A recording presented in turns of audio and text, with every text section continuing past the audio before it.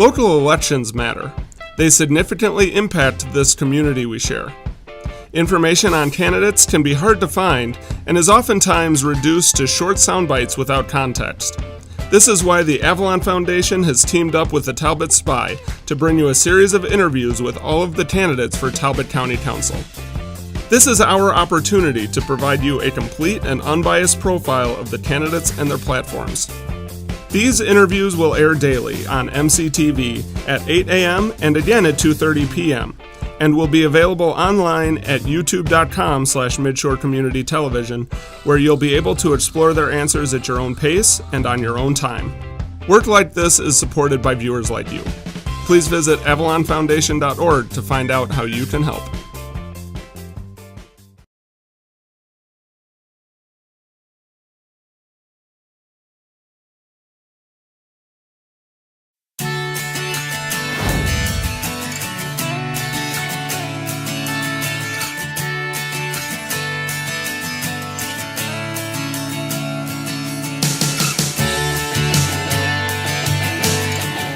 Thank you for doing this. I really appreciate it. You are the last of the candidates to go through this process, and I know that being a candidate in a local race is hard work, and I respect you all, and it's just great to see. I guess we got 10 people in the race. Yes, we do. So it's not like there's indifference in our county. Exactly.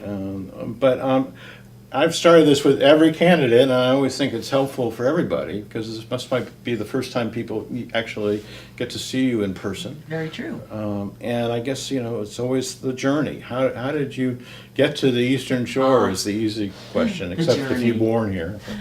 Well, no, I wasn't born here, but one of the highest compliments I've ever been paid is from my old boss, Hugh Grundon at Eastern Utilities, and he used to say to me all the time, "I always forget you're not from here." And coming from here, I consider that a compliment. That's right. But no, I'm originally from New York, but came here via Washington, D.C. I went from New York to L.A. to Washington, D.C. Oh my gosh. Yeah, so I'm sort of bi-coastal. But I grew up in a small town on Long Island called Oyster Bay, the home of Billy Joel. That's our claim to fame. And I am first-generation American. My father was an Irishman who emigrated here in 1948. Oh, for heaven's sake. And married my mother in 1952. Oh, for heaven's sake. So, yeah. And then work brought you to the shore? Work brought me to the shore. It did. I was in the hotel business for about 20 years before I moved here. And I came here to be the marketing director for the Tidewater Inn in 1988. Oh, no kidding. Yes. So that was my first foray into the Eastern Shore. And I have to say, when I first pulled up to Easton for my job interview, I thought it looked a whole lot like Oyster Bay, and I felt very much at home. Yeah. So. But you must have sensed the potential here. I mean, 89 was almost 90 was kind of an important kind of transition year, I thought. It was. I would have to agree with that. I found I was coming from Capitol Hill, so just the change in the pace, if you will, was a little startling for me. But still being in the same industry, a hotel is a hotel no matter where you are and how big or how small you are, because it's a living, breathing thing that's open 24/7, 365. So right. There's still a lot of work to be done. So. And so with the Tidewater, you got a sense of local issues? Oh, absolutely. It sort of I dove into the local culture immediately because I wanted to get to know my peers, and of course I wanted to work closely with the local community to help promote the Tidewater because that was my job. So I got very involved with the business community, especially the downtown merchants. George Murphy was our mayor back then, right. And he was a great advocate of the Tidewater. He was a great advocate for the downtown business community. Yeah. So yeah, we worked on things way back then about staying open after 5 o'clock and doing some promotions. So almost immediately I became immersed in the business community in Easton and Talbot County. And you've held office before. I have. Yeah. I have. I was elected twice to the Easton Town Council in the early 2000s, and then in 2008, Mayor Willie named me the Economic Development Director for the town. But prior to that, after I left the Tidewater, I went to the Chamber of Commerce and was the tourism director for Talbot County. And then Mayor Murphy asked me to start the Main Street program in the mid-90s for Easton, so I was the Main Street manager. Then I went to work for Easton Utilities as their corporate communications director, and then I ran for office, and then I served as the economic development director for 5 years before I retired in 2014. Oh, for heaven's sake! Yeah, so this has been my hub, my home, my passion for a very long time, and I love this community. Yeah, so loving a community, I do that too. But running for office, I don't do. Yeah, that's in my blood. I'm always kind of curious, when you decide to take this on and what motivates you. Was there a key issue, particularly as we talk about county council, that really struck a chord and you felt like I have to get back into it? Well, let me go back a little bit further where I decided to run for office the first time. And it was something that Mayor Murphy had said to me when I was Main Street manager. He said, you really have a passion for this.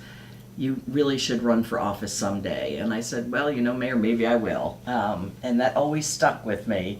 And then when Mayor Murphy passed, I was sort of saddened, by the fact that I hadn't run for office yet. But there were so many issues back then that I was passionate about. And it was mostly the redevelopment of downtown Easton, infill. I was worried about sprawl. I was worried about,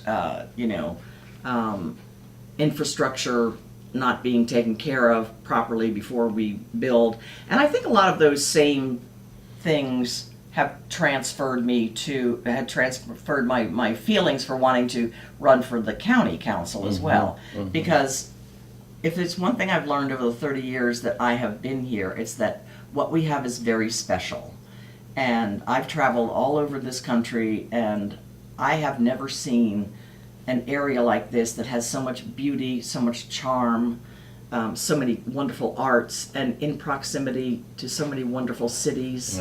You just think about our location itself. You can get in the car and drive to Washington, for the day, and that's or Baltimore or Philly or even 2 days in New York. It's exceptional, and yet we have the raw beauty and nature here that needs to be protected. And I think that's probably the number one reason that I have run for county council, because I would like to see us stay the same, but yet I understand the need to grow.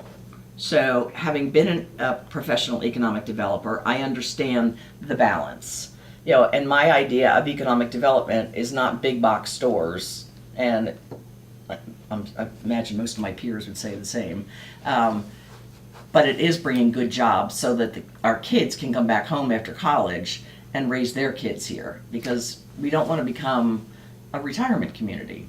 But when you talk about economic development, this is one of the issues that's come up recently, where the expansion of sewer into the Bay 100 brought in enormous amount of anxiety. Yes. That this was opening the door for development that would have tremendous harm on those communities. Right. How did you track that issue, and what's your point of view? Dave, it's all about balance, in my opinion, because you can talk to the people in Bay 100 and they'll tell you they need more people living out that way to support their businesses and to work in their businesses. And you'll talk to people that work in Talbot County that can't afford to live here. So they're traveling in because they're buying their homes in Caroline or Dorchester because they can't afford to buy a home here. So the balance, and this is just one example, the balance for me would be take a limited and managed growth is one of my favorite terms, because just because you put a sewer line in doesn't mean that, you should be able to pop up 1,000 homes. But is there room out in the Bay 100 area for some growth? Absolutely. So because they need that growth to stay healthy. I mean, we want to keep Tillman Elementary open. We'd like to have a bank back there. I mean, there are things out, there's Harrison's has reopened into a lovely hotel. There's another hotel reopening. The Tillman Island Inn, I believe, has been sold and is reopening again next year, hopefully. So, I mean, people need to live, work, and play in a decent proximity so that we don't have people on the road all the time. But I fully believe in managed growth. In other words, yes, water and sewer would be a positive for the Bay, which is another, everybody out there on wells is not helping the Bay any at all. So, but I do think, again, that we don't need to plop up 1,000 homes between, McDaniel and Tillman. Yeah. And then, on the zoning front, again, we were hit by these short-term rental issues. And just wanted to get your point of view on that. Well, it's interesting. As the former director of tourism for the county, I understand the value of the short-term rental market. I was in shock when I saw the map that showed just how many, the map at the public hearing with the pins on it. Did you see that? Yes. Okay. When I saw that and saw just the sheer number of short-term rentals that we have in Talbot County, I said it's time to reevaluate this situation. Because I have heard from many, many constituents that are unhappy with the fact that their neighbor is not really their neighbor. Their neighbor changes every week because they live next door to a short-term rental. It can be extremely disruptive, and we need to get a handle on it. We really do. And would you take other measures beyond what the Talbot Council has approved or kind of I'm encouraged, reinforced by their... Right. I'm encouraged by what they have done so far. I would, and I don't agree with everything that they have done. I would like to see the enforcement piece a little more fleshed out. Just by hiring a part-time, code enforcement person is not really going to solve this issue, I don't think. We need to do it on the front end. And I would be in favor of a moratorium right now until we can reevaluate this. And I'm not sure whether they voted on that or not. To be honest with you, I have to look. But we need to get a handle on it. So, as I said earlier, and there needs to be some regulations, and some of the regulations that I read seem to be a little onerous, with as far as the site plan for the house, and the privacy screening outside. I mean, it's really a question of how many we should permit, where they should be, and how often they should be able to rent them. And is it being managed properly? Is it a homeowner that's in residence that is renting out part of their home, or is it an investment, for someone who lives elsewhere and doesn't really have a stake in our community, and they're just sort of making money because they have this home in Talbot County? Yeah, fair enough. So, switching channels a little bit, Okay. I was struck and moved really by the challenges that our school districts face with this complicated formula of maintenance of effort, Right. and the need in most cases to supplement that Yes. out of these county budgets that can ill afford it. Some counties are willing to invest more, others just simply don't believe they have the money to do that. Right. But I think there's a lot of concern about whether we have the right model with the maintenance effort. There's a major commission that's been started, the Kerwin Right. Study Group, Right. that's coming out with their report soon. What's your take on it as Well- somebody who watches this? My take on it is that I agree. The MOE is not working for us right now. So we do need to look at it, and I'll be very curious to see what the Kerwin study shows. However, I am committed, and that is number one on my list, quite frankly, of fully funding our schools, okay, and making them safe and smart, okay, because we're nothing if we don't take care of our children. And I am firmly in belief of that. Now, I would like to get a little more into the Kerwin study and meet with those folks to find out what it is that they came up with before I make some recommendations, quite frankly. But it is something that is front and center on my agenda. But there is a revenue challenge, particularly in this county. Of course. And there has been efforts in terms of this cap situation. Was that something that you were in favor of? I was, Yeah. and I still am, yes. I think I'm very proud of the council for standing up in an election year to adjust that tax cap, because it was a gutsy move, but it was long overdue, quite frankly. We've been talking about this for years, and I don't think we would find ourselves in quite the hole or this negative situation that we're in if we had dealt with this instead of kicking the can down the road for the last 10 years. So that's a little frustrating for me.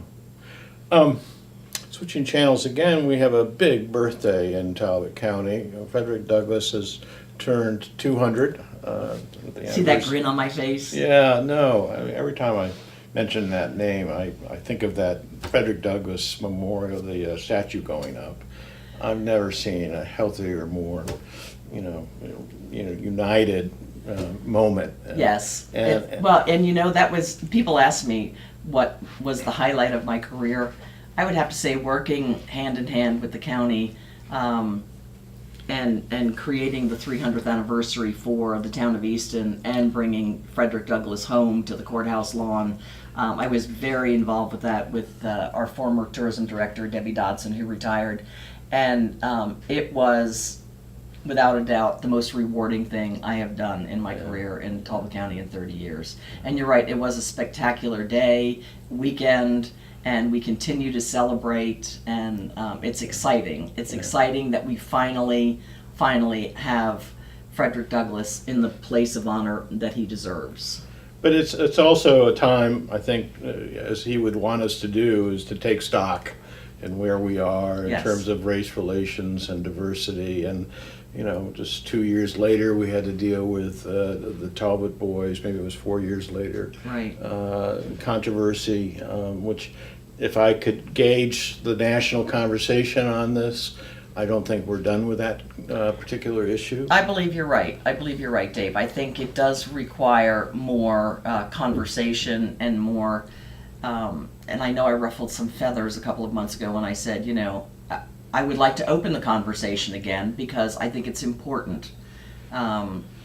And I don't want to split hairs and say one's taller, one's not, but maybe there is a better place for the Talbot Boys statue other than the courthouse lawn. I don't know. If I am elected to the county council, I will absolutely make it a priority to reopen that discussion.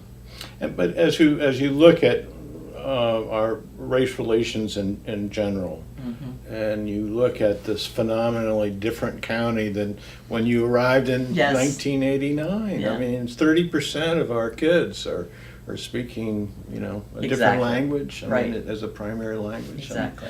So, Yeah. are we getting better? Are there things that you feel like we could do as a county to be more welcoming? Oh, yes, I do. It's interesting. One of the things that I proposed is that I see the county council is looking for like a public information officer to work in the county government, and as a part-time position. And I made the suggestion to up that to a full-time position and make it sort of a not just public information, but sort of a welcome office, if you will, for minorities moving into the community, because I think we could definitely serve two purposes there. We have a huge, as you said, influx of non-English speaking people to our community, and all you have to do is walk down the street. And in my neighborhood, we are so racially and mixed that I love it. I mean, because I'm a New Yorker, and and that's what I'm used to, and I think I love to see the ethnicity, and I love to see the what's the word I'm looking for? Oh my goodness. The melting pot? Oh, well, there you go. We have our own little melting pot here. But our diversity should be a strength and not a cause for tension. But we need to embrace all cultures, and I'm a firm believer of that. Obviously, as the daughter of an immigrant, that's going to be very close to my heart. Yeah. So I want to come back to economic development, because I know I mentioned this in a couple of interviews, and it'd be helpful given your tourism background. Sure. Did you approve of the idea of economic development and tourism being combined into one office? I don't necessarily think it's the best idea. I think, although Cassandra's doing a great job, I mean, they are definitely closely related. However, having been a tourism director and having been an economic development director, the path is very different. And it's a lot to ask one person to take on. Now, they did give Cassandra some staff, which of course, helps tremendously. So I'd like to take a look at it a little more closely before I make a decision. Looking from the outside in, when they first did it, I went, ooh, man, that's a lot for one person. And because it's so critical. There's so many intricacies with economic development as it relates to funding and grants and working with the state and working with the federal government. Just that in unto itself is a different animal from tourism promotion. So, and I'm not saying there's a lot of counties that do it. So it's not highly unusual. But again, I think Cassandra's done a great job. And they're doing great things. And I just want to make sure that they're focused. I know they lost a staff person, and so hopefully they'll get that position filled and keep moving forward. So one of the things that I've asked all candidates is basically what do you bring to the table? What is the differential that makes your candidacy stand out, that you want the voters to know? Well, I think the number one thing that makes me stand out is my experience. My experience in this community is unparalleled, and having served in the private sector, the public sector, I'm only one of three that has served that are running for the first time, that have served in an elected capacity before. And there's a huge learning curve with that. I remember when I first got elected that I did a lot of reading. And that's one of the things, I mean, it's a tremendous amount of reading, because you have to catch up on everything from the comp plan to zoning laws to, and I've done that. I will do it again if I'm elected for the county, and I also bring the experience of tourism and economic development under my belt, if you will. And I've also served this community on a basis of volunteering time, everything from hospice to I've been a Rotary Club member since 1997. I served on the Waterfowl Festival board. I've served the Girl Scouts of the Chesapeake Bay. I have done a great deal of service for Talbot County already in my 30 years of being here. I'm very proud of my record. I have a commitment to this community. I live here. I love it. And I want to stay, and I want to serve Talbot County. This is, give everybody also a little time at the end. If I had forgotten an issue, or if there's something that you want us to just make sure everybody knows about your candidacy or your positions, this would be the time to speak. Well, I think the one thing I would like people to know about me is the breadth and the depth of my experience, and I've shared that with you so far. So I am absolutely committed to Talbot County as a community, and I think I've proven over the last 30 years that I am very much a team player, and I've just been endorsed, by the way, by Peter Francho. And the reason Peter endorsed me was because I have the ability, like he does, to work across the aisle. And I've done that my entire career, and in both the public and private sector. So that's probably the one thing I would like everyone to know about me, is that I am willing to listen to all sides to do what's best for the greater good. Thank you. That was great. Thank you. Appreciate the time. Okay.